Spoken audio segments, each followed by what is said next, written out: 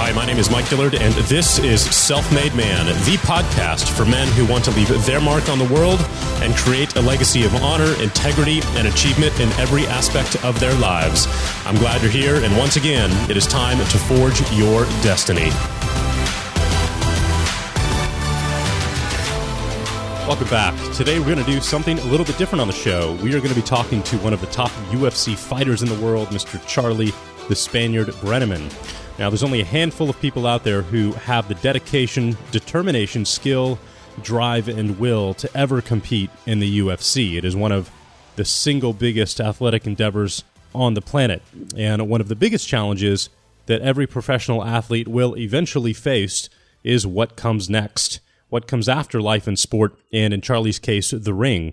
Well, he was faced with that challenge just last year after announcing his retirement from mixed martial arts. And what he realized is that his true passion is leading and helping others accomplish their biggest goals in life by applying a fighter's mindset, discipline, and drive.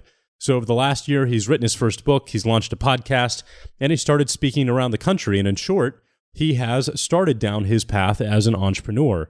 So as I was getting to know him before the interview, I realized that he's in the same stage of starting his company and his brand that many of you are, and that I could provide him with some lessons learned from my experiences. So today's show is not really an interview as much as it is a mastermind session for Charlie and for you as I walk him through the steps that I've taken in my career to start my businesses, build them around my lifestyle, create my brand, and stand out in the marketplace. So if you would like to learn how to build a seven-figure business based on your passion or helping others, I think this is going to be an episode that is absolutely filled with light bulbs for you and that will be extremely, extremely valuable. So with that being said, let's dive in, and please help me welcome Mr. Charlie, the Spaniard Brenneman. Welcome back, everybody. Mike Dillard here, and today we're going to be talking with a phenomenal gentleman who has accomplished quite a bit in his life from a professional athlete's standpoint, specifically in the UFC, the Ultimate Fighting Championship. And we're also going to dive into his new venture into the world of entrepreneurship here today as he begins his path down that road. And so I'm super excited to have you here on the show today, Charlie Brenneman. Welcome to Self-Made Man. Thank you, Mike. I'm happy to be here. Absolutely, brother. So we've got a bunch of mutual friends, and I've heard you on a few mutual friends podcasts as well. And you've got an amazing, amazing story, one that I can relate to and appreciate a lot personally from a personal athlete's side, and the drive that goes along with that. And if you could fill everybody in a little bit on your background. You're one of the best in the world, one of the top 7 fighters in the world in the UFC at one point. And you started from nothing. It's a hell of a story. I really and truly got chills when you said that, because I still, sometimes when I look at these guys on television, I even say these guys, when I look at the weigh-ins or the guys fighting in the UFC, my first thought is, wow, they're crazy. And then my second thought is, wait a minute, you're one of them. So it's my story, I grew up in central Pennsylvania, a small town, and I oftentimes call it Pleasantville, just because, a lot of people who have stories, a lot of people who do interviews or create something great in their lives, a lot of them come from an extreme, either extreme poverty and abuse, or the other side where they were born to privilege and lived with a silver spoon. I'm from the middle. And, if you would categorize me or my story, it would be the guy in the middle who dreamed big and busted his butt on a daily basis to make it happen. Like I said, I'm from central Pennsylvania. I grew up a wrestler, and wrestling is all of me. Wrestling is who I am. And I took the mindset that I had as a wrestler to, I took it to the classroom. I took it to other sports. I took it to college, graduated college, went back home and became a Spanish teacher. And that's my nickname. I'm the Spaniard. And that's where it originated. But then it was like right when I thought I was good to go, right when I thought, oh, this hard work, I'm 23 ripe years old, 23 ripe years of age.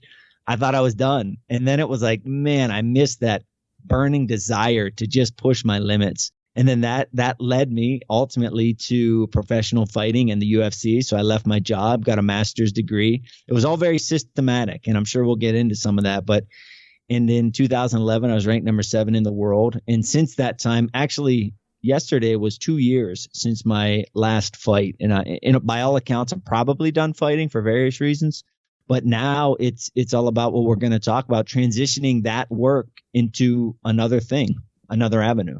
I've got to ask you, where did your drive come from? Because, when I was in high school, I got into cycling, and that was my outlet for a lot of frustration that I had, frankly, in high school, being the shy type, dealing with social issues that a lot of us do in middle school and high school. And so I'd come home and I'd get on a bike and I would go, get my frustration out, pounding on the pavement, and I'd ride 30 to 50 miles a day, every day. Won 2 state championships, but there was no coach cheering for me, pushing for me. It was literally just me on the road and a bike. So I had to have this internal drive to push myself past my limit and win. And so where did that come from in you to go out and train every single day and to frankly get your ass beat, physically every day? Did you say 30 to 50 miles a day? Yep. That's intense. And what kind of time does that, how long does that take? Oh gosh. I don't remember. You probably average 12 to 15 miles an hour. And this is outside San Antonio. And I'll just never forget, the hardest part of the whole thing was the heat. Doing that in the summer, where I would take Camelback and then 2 water bottles, and the water bottles were strictly to douse over my head, and you just feel the heat radiating off the pavement. Your feet are burning. But I mean, it's nothing compared to getting punched in the face and put in a chokehold. Well, so. You know what? I was gonna say, the reason that I'm so passionate about life, I'm just so passionate about energy and life and meeting people. And part of the reason that I love meeting people like you is because, I probably downplay myself and my accomplishments, but at the end of the day, I think I can take care of myself. I can do what needs to be done. And then I hear someone like you or Joe DeSena from Spartan talk about riding 30 or 50 miles a day, and it kind of puts me in my place. So I actually appreciate that humility. But to answer your question, where does drive come from? I actually wrote a book, and my book is called Driven. And I think a big source of that drive, and it started when I was a kid, it was the support that I had around me. When I do talks or I have an online course, I talk about surrounding yourself with the best. It's one of my elements of excellence. And that stems from my parents. My parents from a young age, they were that best. They were the support network that I needed. So, the internal drive, I watched them work. I watched them do the best they could with what they had. So that taught me something. And then growing up, that created in me this mindset of like, hey, whoever's the best, I want to be around them. And then I'm going to consume whatever I can from them. And then you just absorb all of this knowledge. And when I started fighting, it was no different. I mean, I was terrible when I started fighting. I'm not it sounds weird, but I'm not a rhythmic person. So fighting, there's a rhythm. If someone's a good dancer or a good fighter, they can move like an Anderson Silva. I cannot do that. I am arrhythmic. But when I started fighting, it was that same mindset. I want to be the best. So how can I be the best? Well, I have to be right beside the guy who is the best. And that drove me. And then the support that I had around me is what really kind of kept that drive going. So I've found that people who accomplish, really amazing things say certain things to themselves in silence, if that makes sense. Meaning when you're at a point of challenge of giving up or not, there's something you're saying to yourself that pushes you through that and past that. I don't know if you've thought about that or if you're conscious or aware of the thoughts that you have. An example for me is if anybody challenges me and from a business standpoint on whether or not I can accomplish something, the answer without hesitation at all is yes. I can and I will do it. And so that's one of my, self languages, if you whatever I'm trying to say there, but self-talk. Yeah.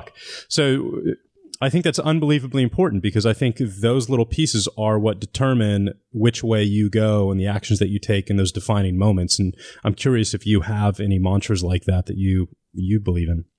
There's 2 ways that I look at this. One, the self-talk is what drove me to underperformance for much of my life. So the self-talk was the standard, I'm not good enough, I'm not strong enough, or I'm just Charlie Brenneman, I'm only from this school. So it was that negative self-talk is what led me downhill. And then what changed when I began professional fighting, when I became a professional fighter, I didn't consciously make the decision, but what I learned after the fact was my actions, what I did daily, my focus, the things that I actually did to become a professional fighter shut that voice up. So what I would say to a listener who's battling self-talk, I would say assess yourself, like be a consultant. How are you living your life? Because what I realized is when I actually lived the life of a professional fighter, when 100% of me was invested in that pursuit, there was no room for talk because every ounce of brain energy that I had was going towards the greater purpose of becoming a UFC fighter. That's awesome. What was the biggest challenge that you had to overcome, and how did you get through that? In terms of a mental challenge or anything? Could be physical, could be a moment in a match. It could be, at home, frankly. It could be in training in the gym. Yeah. Well, so two things really jump out, and I write about it in my book. But the first, one of the biggest challenges professional fighting was I shattered my eye socket. I got kicked in the eye, completely shattered my left eye socket. I lost vision in that eye. I thought I was blind forever. Wow. I ended up having to have surgery and reconstructed, et cetera. Getting back to sparring after that is my eyeball okay? Am I going to be able to see after I get hit? And, so that was one big challenge. But again, it was small steps. I remember the first time I got back in the gym, I hit mitts, and the impact of the hitting mitts. It was like, okay, well, my eye can take the impact of hitting mitts. And then you just light spar, and you gradually work up to it. And then another huge challenge that I've had in my life, and it happened during fighting, but it was unrelated to fighting, is when I was it 5 years ago, when I was 30 years old, I had a stroke. And this is like a real stroke that, 80-year-olds are supposed to have. And it shook not my mortality as a fighter, it shook my mortality as a person. And overcoming that to get to a point where I could stop worrying about every weird little ache and pain and calling my doctor friend in the middle of the night saying, hey, I had a twitch here. Does that mean anything? For me, that was at the top. That was one of the biggest challenges. What was that like, if you don't mind enacting that moment? What does it feel like to have a stroke, and what do you do? So I only know from my experience. And I wouldn't have believed it if the doctor didn't say, you have an infarct. And I said, what the heck's an infarct? And he said, well, it means you had a stroke. And I said, oh, what? But I woke up one morning. I was living in New Jersey with a friend while I was over there training. And I woke up one morning. I went to the bathroom. And I turned to wash my hands. And as I turned, it was like the room started spinning at 100 miles per hour, and it was not stopping. And I remember so vividly. So the room started like you're on where I come from. There was a ride at the amusement park called the Gravitron, and the Gravitron just spun in a circle at I don't know how many miles per hour. And then I looked down, and my gray sweatpants were soaked through. It went from that light gray to a dark, soaking wet gray, and the room spun for probably 4 or 5 days. Soaked through with what? Sweat. Wow. Okay. Yeah. Instantly, I didn't have a shirt on. I instantly was dripping sweat. My sweats were soaked. And then for the next 4 days, and for whatever reason, I chose not to call an ambulance. I'll tell you why, actually, because I had a thought in my head that said, oh, wait a minute, insurance doesn't pay for ambulance rides. Oh, no. That was my thought. That was my stupid thought in a life or death situation. So I laid down on the ground, and I called my roommate. Thank God she was home from work that day. And she walked in, and I was like, I don't know what's happening. And then my tongue started to go numb. And I said, oh, my God, I think my tongue is going numb. And then it was just like for the next 4 days, I laid in bed and vomited and this and that. Fast forward 5 days, I went and started sparring. And then exactly. And then I went to the doctor and got an MRI, and I'll never forget, he called me at about 10 o'clock on a Sunday morning, and I thought, oh man, that is not good. You're not helping the stereotype that men have problems going to the doctor. I thought you were gonna say that fighters are dumb. Either one, whatever. I'll take them both. I would choose stubborn as my word. I was worried about a $500 ambulance bill. Wow. Well, thankfully you've made it through that. And when did your professional fighting career come to an end? Why did it come to an end? And what were you thinking at that moment? Well, I don't know that I'll ever commit to it coming to an end, but 2 years ago on one day, I fought down in Brazil, and I was experiencing some life changes. I got married. I moved back to Pennsylvania from New Jersey, and part of my motto, part of my thing is surround yourself with the best. And I made a conscious decision that, hey, the best are here in New York and New Jersey, but I have a life that I'm choosing to go back to in Pennsylvania, and I'm putting that as my priority right now, and I'll figure the rest out. Because I was away from my wife. We had just bought a house. We were going to have a kid, and I moved back to PA. Didn't cause 3 losses in a row, but it certainly didn't help. And once I got released from the UFC 2 years ago after that 3rd loss, it just became not worth it. Like I would get offered menial money to risk my brain and my body and so much time away that I just got to a point where I thought there's got to be a better way. And that really began my involvement in personal development, what caused me to write a book, start a podcast, and do all this other stuff. Walk us through that, right? That's a huge transition. Are you worried about, hey, how am I going to pay the bills? Or, take us through your thought process there. So I got home, I fought November 8th. I got home probably the 10th or so. And it was a 21-hour trip back from Brazil, and I was the only one. So I was, by myself the whole time thinking. I actually read Hal Elrod's Miracle Morning, and that kind of really helped me as well, to be honest, on that trip. And I got home, and I just remember being empty. I got home, and it was like, all right, I did it. I left my Spanish classroom, and I became a UFC fighter. I was number 7 in the world. I then was like, and the UFC fans are brutal. And from being number 7, I was then the laughing stock, the worst guy in the UFC. Then I made it back. It was just a circus. So I got home from Brazil, and my wife was working at the time, and my daughter was going to daycare. And I remember just sitting there like, what the heck? What am I doing? And my default was, well, go train, man. You got to go train. You have to train. It's all you know. It's all you do. But then I started to think about it, and it was like, I started to get these random offers for like $2,000 or $3,000. Now, I'm certainly not wealthy, but when you're asking me it just didn't make sense. So I thought there's got to be something else. So I started writing my book because I come from a small town, and for as long as I've decided to leave my job, people were super curious. Like, what are you doing? What's it like? How much money do you make? What do you think? Everything, you name it, they wanted to know. So I started writing my book, and as I started writing my book, I thought, man, I have a story to share. And by living that story the last 10 years, I've realized that people are inspired by it. So how can I package that story into a business to do 2 things? 1, help people feel good about themselves, and 2, provide the life for my family that I dream about providing them. So that's really what caused, the snowball to take shape. Very cool. Very cool. So where do you stand now? Because, when we were, before we jumped on to record today, you and I were talking about it, and I thought this would be a super cool opportunity for me to share any value that I can with you as far as, where you're at in your business is that it's in the beginning stages. So, where are you right now from a business perspective, and what's your biggest challenge? So I wrote my book, Driven: My Unlikely Journey from Classroom to Cage, which is my autobiography.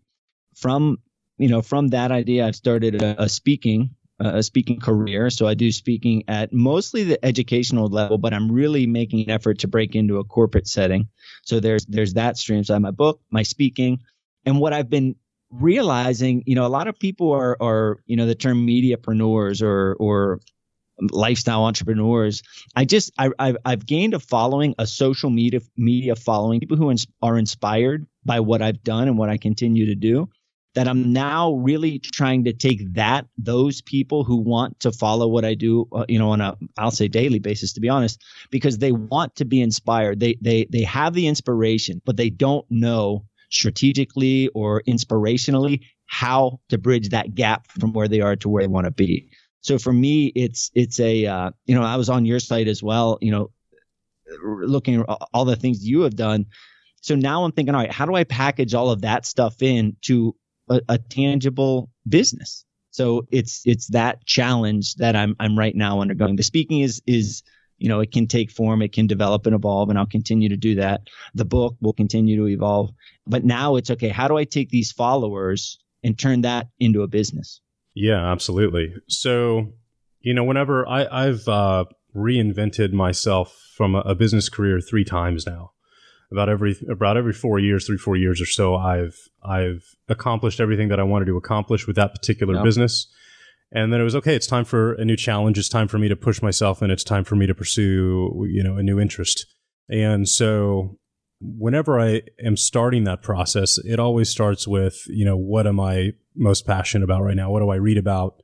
Whether or not it's work related or not, like, what am I into? And so it has to start there. It always has for me. In the beginning, it was learning marketing. The next company, it was all about learning financial education. What in the world do I do with the money that my businesses have made besides blow it on cars?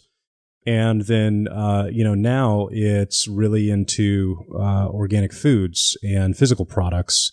I've done the e-learning stuff for 10 years now. I've never built a physical product. So now I'm moving into the hydroponic farming world, in the technology space. So, figuring out what you want to do in that regard's really step number 1. And then step number 2 is to find your brand or your mechanism for standing out. And so if you look at all of the biggest, let's just call them educators or teachers out there in the world, they've all got their one thing that challenged the common knowledge, if you will, that's accepted for truth, right? So a great example of that is Robert Kiyosaki and Rich Dad Poor Dad.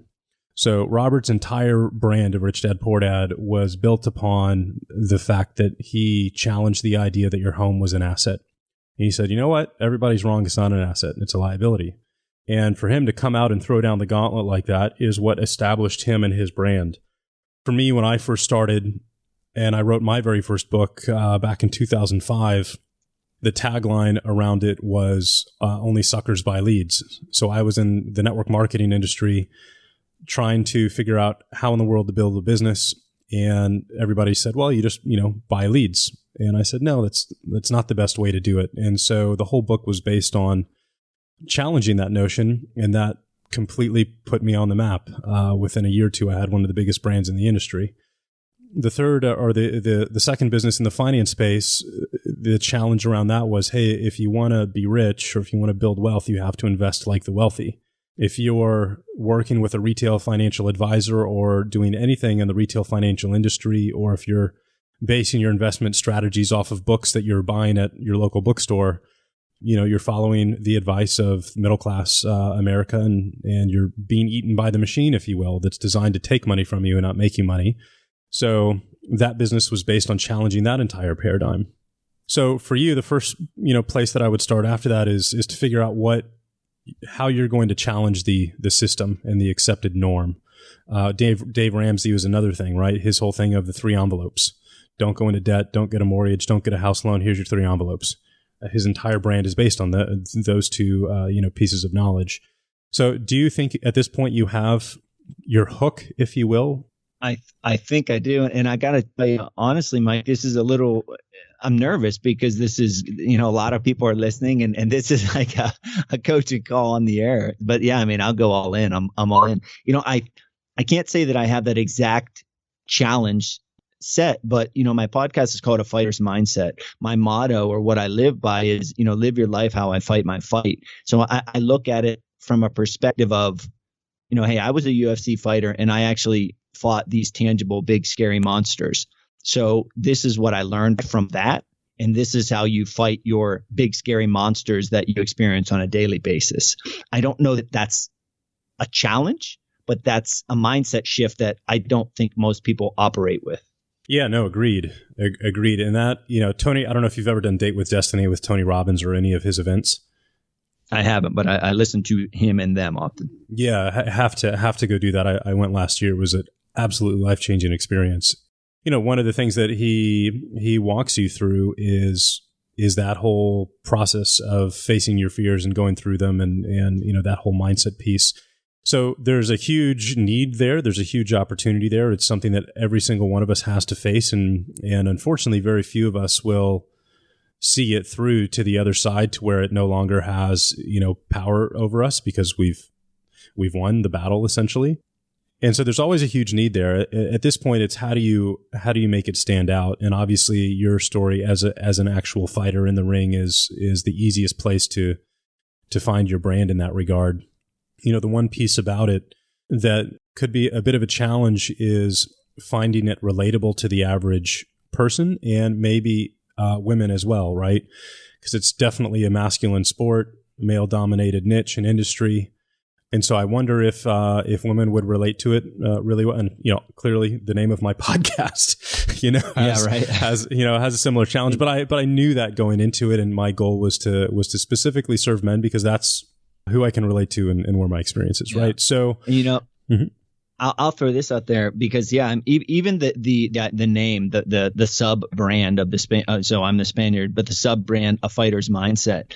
I realized, hey, this fighting's not for everyone. And I was speaking to a coach around where I live here in Harrisburg, and I was like, what do you think about this? Do you think it should be something with maybe the word excellence? He said, heck no. He said, if I'm going to battle, I want a fighter with me in the trenches. I don't want some excellent. I want a fighter. And it's like, I know that has resistance. I know women might not resonate with that, but I will say this. I make a daily video on Facebook. And I'm also, kind of a paradox to this as well, is I absolutely love reading. And who associates a UFC fighter with a love of reading? It's kind of paradoxical. It doesn't, it's kind of weird, to be honest. So I make these morning videos where I read, in my time I read, and then I make a video kind of bullet pointing what I read and how this can help you. And I've realized that I would say half of the people who have been loyally following are women. So, that's a small kind of microcosm of the big picture, but I've experienced in my little experience that, hey, maybe women do resonate with this as well. Yeah, we've got a ton of women who listen to the podcast here, so it really just becomes a question of what do you want to do and who do you want to serve? You can't serve everyone. You do have to actually pick a niche, right? And so a question that I was just thinking right now is a fighter's mindset. Fighting is how you expressed the level below that, right? So what is at the core of a fighter's mindset? Yeah, that's a really good question and a really good point. And I think that if I had to answer it in one word, I might say fear, or lack of self-confidence or fear. And I was just listening to a podcast with Mike Rowe, and he was talking about this idea of fear. And the only way to really conquer fear is to go right at it. So you take the thing that you're most afraid of and you go right at it. If there's one thing I'm more afraid of fighting than I was of anything else in my life, from the time I was a little kid getting threatened by bullies all the way up until I became a professional fighter. And I think that's it. I think it was fear. I was afraid of fighting. I was afraid of getting beat up, afraid of getting in trouble. So when I was thinking, what the heck can I do? I was like, well, I can wrestle. Well, crap, the only thing I can do from here is fight. All right, let's strap up and let's go fight. So maybe, I don't know if that's the answer to your question, but that's what I felt when you asked the question. So maybe it's that. Well, and it's interesting, right? Because that is a proven brand. 15 years ago, in fact, my buddy Jim Hancock was the founder of No Fear. Yeah. Right. So, huge proven brand there already that is frankly dormant. And, there might be some interesting possibilities there. But so that, that's kind of what I'm getting at. I thought you were going to say, and I was going to guess you were going to say drive.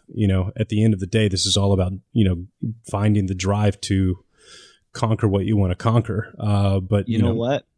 Sorry to cut you off there. What I have found. So, I think this resonates across the board with whomever is listening. So when I'm driven, I'm a naturally driven person. So I train hard. I live the right way. I this or I that. But when there is a fear that exists in me, it pushes me to a level of preparation and a level of work that I didn't know existed. For example, I fought Anthony Johnson. Anthony Johnson, present day, is possibly going to fight for the light heavyweight belt in the UFC. I fought him at 170 pounds. Now, this is a funny but true story. 5 weeks before our fight, he's notorious for losing a lot of weight. 5 weeks before our fight, we were at an event together in Philadelphia. And the UFC, one of the workers, she's my friend, but she kept urging for me and Rumble, that's his nickname, to take a picture together. And I was like, no, I don't want to do this because I know why you want us to do this, because he's so much bigger than me and I don't want that. But they kept pushing and pushing. So finally, I took a picture with him. He was at that time, and this is not an exaggeration, 5 weeks before our fight, he weighed 220 plus pounds and I weighed 180 pounds. So what I have found, so rather than proactive, reactive, rather than the drive being the positive enforcement and the initiative, it was the fear that pushed me to the next level. So it's kind of the opposite, like which way do you favor? But for me, it was that fear that I kind of embraced and said, okay, this is what I have to do to get past it. Yeah, that's awesome. That's awesome. And I'm just sitting here thinking, and my brain's working, thinking of, because the next part of this, right, is once you find your brand or your niche, or your tagline, if you will, it's like, okay, that's a really good idea. Now, can I actually turn this into a brand from, is there a domain name available? Is there a trademark issue that's present, right? With my hydroponics business, I've literally been working on the name and the trademark issue for a year and a half. And every one that I've been like, I love it. That's the winner. I've always run into an issue, and I'm at a point once again where I'm starting over from scratch on that. So, the idea is the easiest part of the whole piece. An idea that a name that just came to mind is Never Fear. Yep. Which is kind of crazy, but it goes to a furniture website. So I'm not sure what's going on there, but cool. And even, we're talking about this. This is kind of like an on-air workshop. We're talking about the struggles and everything. Even those words that you were saying, dealing with the trademark and this and that. I've been working on it for 2 years. I'm thinking like, man, I'm like barely making enough to like live a modest income. I certainly don't have any external money to go to a Tony Robbins event or spend money on this or that. So it's a very real, and I'm not asking for pity from the listeners, but I'm saying, hey, listeners, I know what you're going through because I'm going through it right now. Cool. Well, that's actually where I was going to dive into next, right? So the next piece of this, whenever I've had to reinvent my businesses, if you will, or launch a new one for whatever reason, one of the more practical questions that you have to start with, which, is, okay, what do I want this business to make? What do I, what's the goal from an income standpoint? What are the chances of, the niche that I've chosen being able to support that volume of business? Is that realistic or not? And okay, once I have that number, what kind of business do I want to create, or business model do I want to create that will provide that in line with the lifestyle that I need as well, right? So when I started the financial education company in 2010, my son was being born in August, and so I was in the process of mapping out and inventing a new business. I was like, okay, I've got a newborn. I want to work from home. I don't want to have an office. I don't want to have to leave the house. And I only want to work maybe, 1 to 2 weeks a month. And I need a business that, ideally produces at least $100,000 a month in income, right? So I went through those same questions. Am I in an industry that can support that? Absolutely. The financial education industry is massive. Some of the biggest companies in that industry, do $200, $300 million a year in revenue. So business that'll do one, definitely a possibility. And then from a lifestyle standpoint, I'm not an expert in the finance industry. I was a student, approaching that industry to learn. And so I couldn't be the teacher as I was in my previous company. So how in the world do you do that?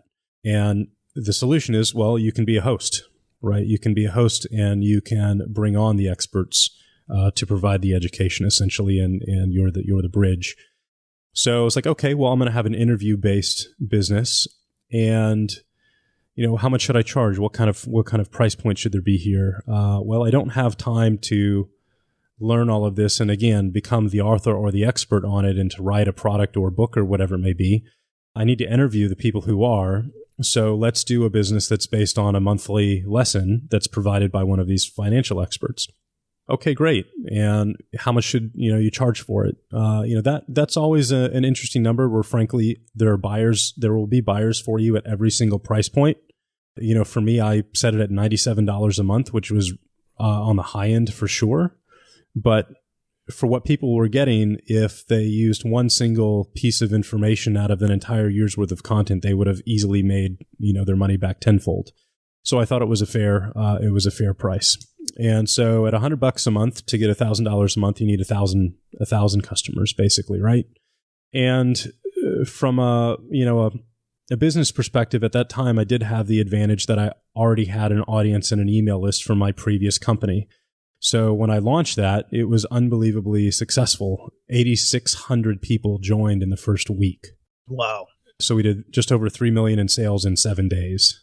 So that changed everything. That was like, wait a minute, I have tapped into something bigger here, and there's a real need for this. And I am, hitting on a nail that nobody else is for some reason. And so it ended up turning into a company with an office and all of that stuff. But anyway, you've got to figure out what you need, and then you can, the awesome thing is you get to design your business model to support your lifestyle goals and what you enjoy doing. I didn't want to travel. I didn't want to speak in front of people. I didn't want to do all of that stuff. I'm a very big introvert. I just love to sit at home and I love to write. So that's how I designed it. Now, starting from scratch, it's a little bit different, right? Because you don't have that audience to launch a product to. And advertising and marketing today has changed quite a bit. And so that company was started in 2010 till 2014. I sold it to my business partner. And, again, I'd kind of gotten bored and I was ready for a transition, and I'd gotten passionate about the food space, and I decided that's where I'm going to go next. And, you're running into these same challenges. With a high-tech product, I knew it was going to take a couple of mil and a few years to develop that. So I was like, okay, well, I've got to design a business that will fund that and pay my bills and all of that other good stuff. But I didn't have any products, starting over again. I didn't have anything to sell. So I'm literally starting from scratch. I don't have any income once I sold that business to my partner. I've got nothing. I'm essentially where you're at right now. So I was like, okay, if this is going to take 3 years to develop this product, I've got to find and build another business with my strengths that will support that goal financially. And again, entrepreneurship, education, passing on the lessons that I've learned is what I can do. It's where my value is, and it's what I'm really good at. So I decided to base it on that. And the interesting part is, from a business model perspective, I needed to get to a point where that company was producing at least $100,000 to $200,000 a month in revenue within 60 to 90 days. And to do that, you can't start with the traditional advice of your typical funnel, meaning you have a low-priced entry-level product at the top, and that's the first thing you write, like your book, right? Or like an ebook or whatever it may be, to introduce people to your brand and your work. And then after that, you build your medium-priced product, and after that, your high-end product for your best, most passionate customers, right? You can't do that. That'd take a year to do. I can't wait a year. So I can't write an ebook or record a video and sell that for $47 because that's not going to produce, $100,000 a month within 60 days. It's just not. What people don't realize is that, to produce income on a regular basis, in a sustainable basis, in a scalable way, you have to be able to pay for advertising. And you can't do that with a $47 ebook because there'll be no profit left. So, okay, we need a product and a business model that will allow me to pay for advertising to a point where there's enough profit left over that it'll pay all of the bills and all of the development costs and things like that. So I actually did it backwards this time, and I had time to produce one course, and I was like, I'm going to produce the most detailed high-end course that I've ever done. And I'm going to do it on the topic of list building because that's what has really been the most valuable part of my entire business career for the previous 7-8 years. So how do you build an email list and an audience is essentially what the product was based on. And so I put together a webinar presentation for that, which is essentially the sales presentation for it. And the goal was to set that up in an automated fashion, using a service called EverWebinar. That way, from a lifestyle perspective and a time management perspective, once you record the webinar once, you never have to do it again. It's just absolutely ludicrous in my mind to do a webinar every single day, 7 days a week. You just don't say it's live. That's the only thing you don't want to do. And then I decided to price the product at $1,500, which was an absolute steal for what people would get, which at the end of the program was a complete business where we started with registering their domain name and went through product creation, shopping cart setup, a merchant account setup, to literally taking and accepting your first sale. So, that was it. And I didn't even create the course. I created the sales webinar, and it said, hey, I'm going to be offering this course. I'm going to be taking people through it in real time. It's going to be a 3-month over my shoulder kind of experience, and started promoting that on Facebook ads. And what that price point does is it's magic. It allows you plenty of money to go spend on advertising to acquire your customers and have profit at the end. So on average, we produce a $1,500 customer. We acquire them for about $300 to $400 a piece. So we'll spend $3,000 a day on Facebook advertising, and out of that, we'll make 12 to 15 grand a day back in revenue or sales. So you've got your ad spend covered, you're advertising for free, you're building your list for free, and you're making, a really nice profit at the end of the day, which pays your bills, which now gives you the breathing room and the time to go work on your other book or the rest of your business, model, whatever your vision is for that, right? So I know I've been rambling for like 15 minutes, but does that make sense? Yeah, it does. And there's a lot of things that stick out in that conversation. One, I'm extremely grateful for this opportunity. I mean, I'm a guest on your podcast, and you're giving me a lesson that would probably cost a lot of money. So thank you for that. A couple of things that stuck out to me was, this idea, this mindset, this decision that you made in your head. Hey, this is the life that I want to live. This is how I want to live it, and I'm going to do it. That's very much how I think, and very much how, whenever I left my job as a Spanish teacher to go fight, everyone in the world told me I was crazy and just an idiot and this and that. But I just knew. I knew that I have enough in me. I wasn't blind. I assessed myself. What can I do? What do I have the potential to do? And I knew it. I knew that was a gauge, and I'd have to maximize it, but I could do it. So I love that. And in my book, at the very beginning, I say, what I'm after is personal and financial freedom. And it's just that. It's to be able to execute this lifestyle that I dream about, to be able to walk my daughter to school, to be able to take her and my wife and my son now to Spain, because it's such a passion of mine to teach my kids Spanish and English, to do all that while being able to enjoy what I'm doing. And that's, maybe it's helping people overcome fear, making people feel good about themselves. And, earlier you had asked about a challenge. And as you were talking, I was thinking, I have almost 40,000 social media followers, and I have not been able to execute them into an email list. And that is a barrier. Yeah, that's a huge barrier. So, that's just another little challenge. But the things you were saying with the low end, medium end, high end, and Mike, I even have a course.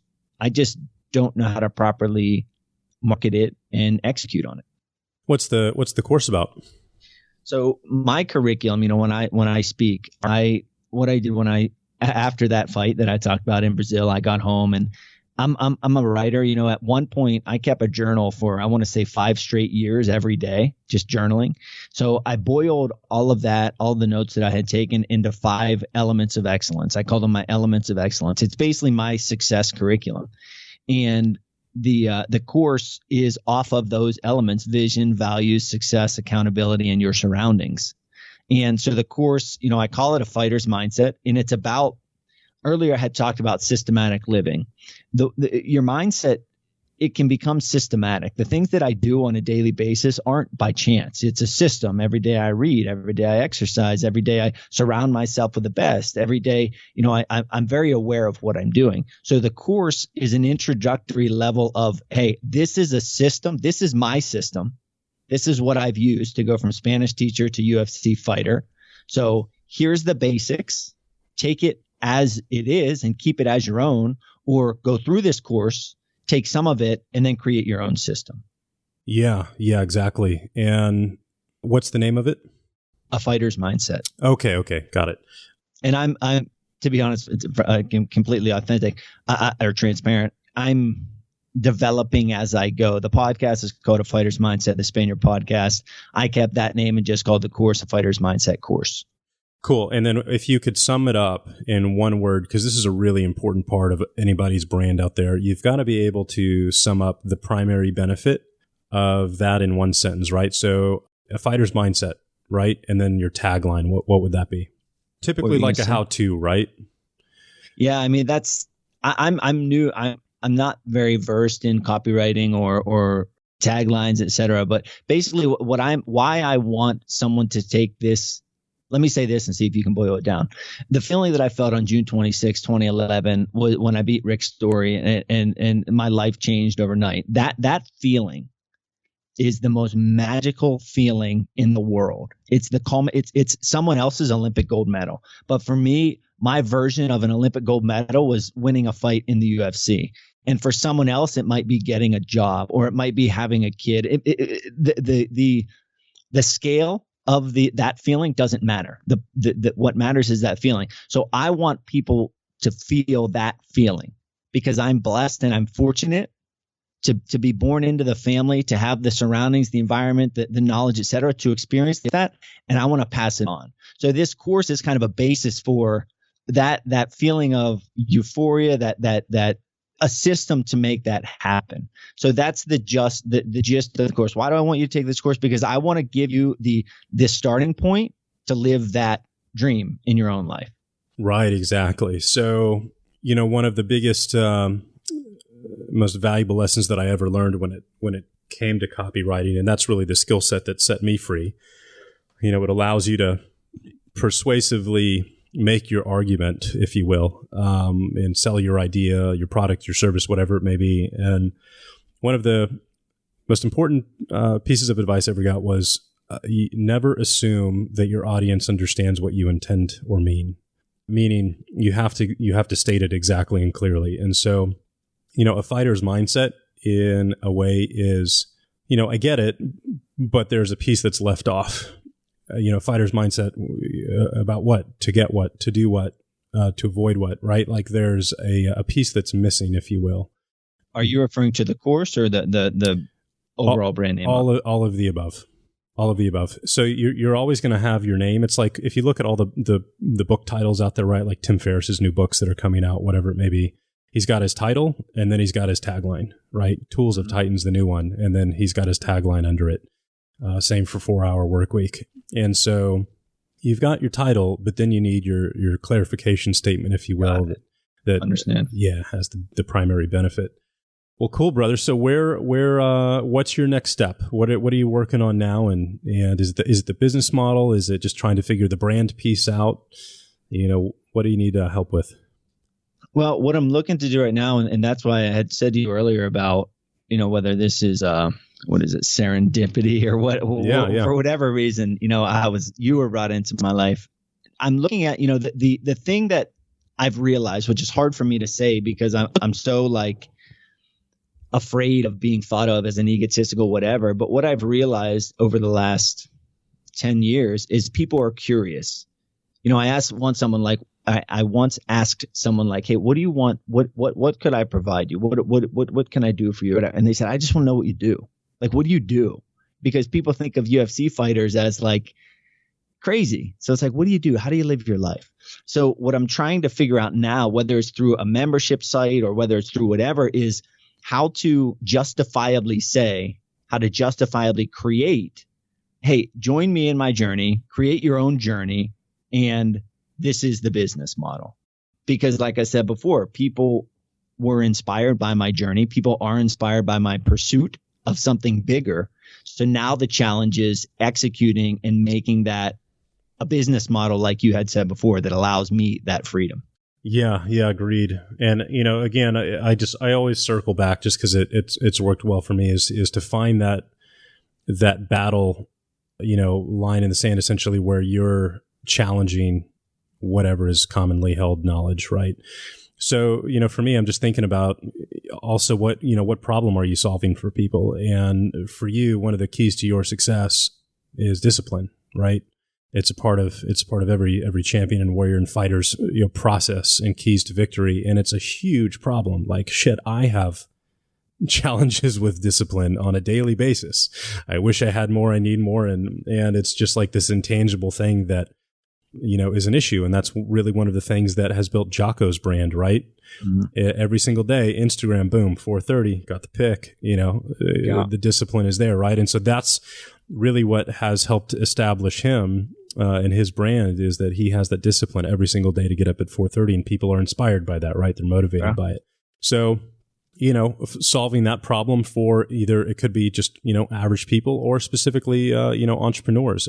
All of us are really performance growth minded individuals. That's why we buy books, products, and courses, is we want to get better and grow. And I know for a fact, that discipline is a huge challenge for the vast majority of us. So, I think you have the experience and the knowledge and the ability to lead people into a place where they're experiencing their greatness, or whatever it may be, right? I don't want to steal Lewis's words, or whatever it may be, but that's your skill set, right? And so, an interesting thing occurred to me a couple of years ago when people ask me that question: what do you do? What is your business? And I spoke at an event a couple of months ago, and I said, hey, I'm not in the education business. People think that I'm a teacher or a guru or an expert or whatever, and I'm not. And it took me a while to realize this, but it finally occurred to me that I am in the leadership business, and that's it. Period. I am in the leadership business, and my job is to lead people to the result and the goal that they want to achieve.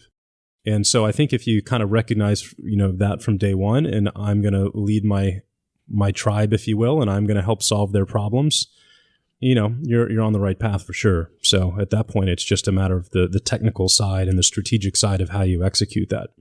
Yeah, I like a lot, to be honest, leadership business. And I was looking at your site, and I liked the fact that you don't hesitate to say, hey, I'm a leader and I'll help you. I don't know what the one sentence or the video I was watching, but I like the fact that you're not afraid to say that, because it's fact. You're not saying something you're not putting on false airs. You're saying, no, hey, this is what I did and I'll teach you to do it. Yeah. People are desperate for it. People are absolutely desperate for leadership. And so how do you express leadership? It's by unabashedly telling people how you feel and what you expect from them and what they can expect from you. And most people won't have the balls, frankly, to do that. Well, yeah, exactly. I always say that. When I do workshops with teams, and I always say, I'm always as PC as I can be, because I go into schools, et cetera. But I tell the guys, look, you're going to get a lot out of this, but more than anything, you're going to get cojones. And that is the most important thing, is that. So I say the same thing. Yeah. I have people who approach me all the time about once a year. I send out an email and I tell people unabashedly, hey, you've been reading this, you've been listening to the podcast, and I've noticed that you haven't, picked up whatever, right? Or joined the society or whatever, bought my book in the past. And I was like, today's your, resolution day, essentially. We're going to get off the fence or leave. And you have two options today. You can either buy my book because you said you wanted help with your business. That's why you're here. The book will help you. You have the money for it. It's not expensive. It's $20, whatever it may be, right? Or you need to leave, and the unsubscribe link is at the bottom of the email. And and no one has done that, but I do it every year, and every time I go to an event, people come up to me like, "Dude, I can't believe you freaking sent that email." And here's the bottom line: here's what happens when I send that email. Everybody thinks like, "But all those people are going to unsubscribe." And here's two things about it: one, who cares, because they're not going to buy anyway. They've just decided and told me that for sure that they're not going to buy. So there is no point in them being here at all whatsoever. They are not ready for me to teach them, So good. They need to go back and do whatever they need to do. That means I haven't lost anything. What ends up happening in reality is that I end up selling more books on that email than every other email I ever send. And I get maybe, a dozen unsubscribes. Yeah, that's awesome. And if you don't mind, I might use that strategy. You're more than welcome to. It's just leadership, and you have to do it from a place. You have to do it. The trick is to do it from a really genuine place of wanting to help. Essentially tough love. For sure. That's really cool. Well, that's the art of making an email like that essentially work. And it has to be genuine, but that's really where I'm coming from, you know? Yeah. There's a lot of things that, you know, that I will think and I'll feel. I'm a very feel person. I love Simon Sinek's book, Start With Why. I love his whole, like, if I have to convince a business to do business with me, then no, I'm not, you know, bye. You know, I want, you know, I like that mindset. So I am a very feel person. So yes, that email, I was going to say it has to be authentic or genuine, but yeah, you're exactly right, because it's your voice, but it's also your mission. And if that's your mission, you know, lead me, follow me, or get out of the way. Yeah. And you know, at the end of the day, like, it's okay if this is not for you. Not everyone is cut out to be an entrepreneur. And I want you to come to a place of peace around that. And either we're going to do it and you're going to do what, you know, it requires, or it's not. And you can go back to your job, and that's totally fine. But today is decision day. I'm not going to tolerate you sitting here on the fence anymore. Now, a little nervous to ask this because it, you know, will be heard and it could be a dumb suggestion, but whatever. So you had brought up this idea of, you know, a fighter's mindset. There's just something missing from it. You need a tagline, you need a hook or whatever. Does anything along the lines of a systematic lifestyle, systematic living, a disciplined lifestyle, does any of that do anything for you? Yeah, well, it's interesting you say that, because I was thinking about that earlier when we were talking about it. And the first phrases that were coming to mind started with systematic. So actually, it was the same kind of word that I was thinking about. So, you know, a systematic plan for whatever, building the life you want, getting the discipline you want, whatever it may be, right? You can also do a series if you start to think long-term. One of my things and one of my goals here in the future in the coming years with Self-Made Man is to launch a series of books, The Self-Made Man's Guide to Fill in the Blank, right? With various authors and topics and whatever it may be. It's kind of like modeling the dummies series of books, right? So I like to model stuff that's already worked. And so I would definitely look at a bunch of author stuff, Dave stuff, again, Kiyosaki stuff. Who are these guys who've built really big education brands? Because frankly, I have made some poor decisions, or I don't know what it is. If I just lose interest and I haven't stayed in the same company long enough, where I have not built a brand or an empire like theirs. I don't know exactly what Ramsey's business does, but I've heard it's $100 to $250 million a year in revenue. And he's in the same world as me. He's in the learning, publishing, leadership space, right? But he's been doing it for 20, 25 years, and he's never deviated from that. And he's built his empire. So I would, you know, I always start by studying the titles of books, taglines of books. I get inspiration for that. And you know, you've got your brand and what that's going to stand for. And I think that's really the most important piece of the puzzle here.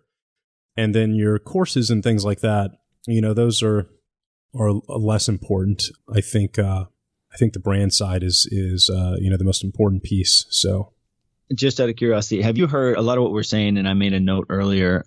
Are you a fan of Rob Dyrdek, or have you ever heard him talk? You know, I used to watch a show years and years ago when he first came out on MTV. I thought he was a super cool cat and character and a super humble, you know, creative person, but I haven't had a chance to speak to him or anything like that. He was just on School of Greatness, and something you said at the very beginning of this conversation resonated and reminded me exactly what he said. He has this idea of reinventing yourself. Not deliberately, you know, but just this kind of happens every 2 years. And when you said that about you've kind of done, I don't know if you said every 3 years, or you said you've done 3 different ventures, and something that for the listener to maybe assume this, you know, just consider this. So some people might look at that and say, well, you're a fighter and now you're a speaker, and you don't stand for anything. But the key to all of this, and I'm sure, Mike, it is this way with you. I feel very comfortable saying that, is like, no, the thing is different, but the principles, the values are the same. And it's just employing those things in different areas. Yeah. My businesses follow my growth path from a personal standpoint, meaning all of my businesses I've ever started, I've started because I have a problem in a specific area that I need to solve. So in the beginning, the first business was built around me learning marketing because I needed to figure that out, and then teaching what I learned. The next business was around money because I needed to figure that shit out. And the third business now is building, you know, a real physical product company because I have accomplished everything that I've ever wanted to accomplish on the internet space. The one thing I haven't done is build a $100 million brand and global business. And so as soon as I accomplish my goal or solve my problem in the company, that's when I move on, because I'm no longer inspired or motivated to work on it. It's like, okay, I figured it out. I've passed on that knowledge and that solution to my customer base, and there's really nothing left for me to do here. So, that when I hit that point is when I start looking for the next challenge and, thing that it really inspires me and the problem that I need to solve.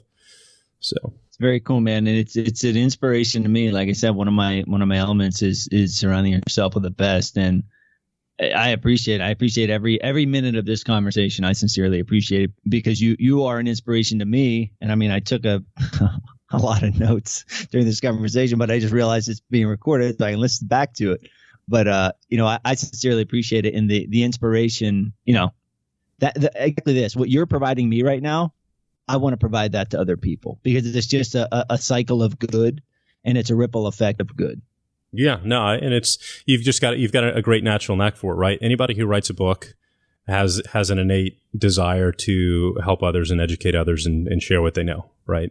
It's not an easy thing to do. So you've got a great knack for it, and you're going to do awesome. And it took me about 5 years to figure all this crap out. And so without a doubt, you will have a huge successful business here in the next year or two. I have no doubt about that whatsoever. Well, I sincerely appreciate that. It means a lot coming from you. So thank you.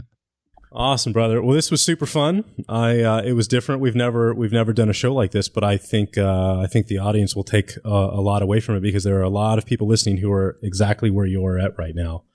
And this is the hardest part. You are in the hardest part of this entire process. And it's like, once you have that first, big win and you kind of figure it out, it's just a piece of cake, from that standpoint. And again, it took me 5 years to get past this phase and to figure it out. But, it's worth it. It's awesome. It is awesome. Well, thank you so much, brother. I appreciate it. Where can people go to follow you and follow your journey and buy your book and all of that good stuff? I appreciate that. My website is charlie-brenneman.com. Another branding thing that I'm working on here. If you just Google Spaniard UFC, it'll come up. But I put out daily videos on my Facebook page. Like I said, I read every morning, and then I bullet point and share that with you and how it can help you. I have a twice weekly podcast called A Fighter's Mindset, the Spaniard podcast. And I'm reading, absorbing, redistributing all of this awesome content across the board on social media. So all that can be found at charlie-brenneman.com. Awesome, brother. Well, Charlie, it was a pleasure, my friend. Can't wait to keep up with you and connect again. And I'm happy to help any way that I can. So thanks for coming on. And thank you guys so much for listening. If you got a lot out of this episode, which I hope you did, please share it with your friends. We are just about to break 100,000 downloads a month on the show. And as you guys know, this is really just a passion project for me. And so that number tells me that I'm delivering value to you guys and really helping you out. So anything that you can do to bring other people into the fold and help them as well would be amazing. So thank you so much for joining us, and we'll see you next week.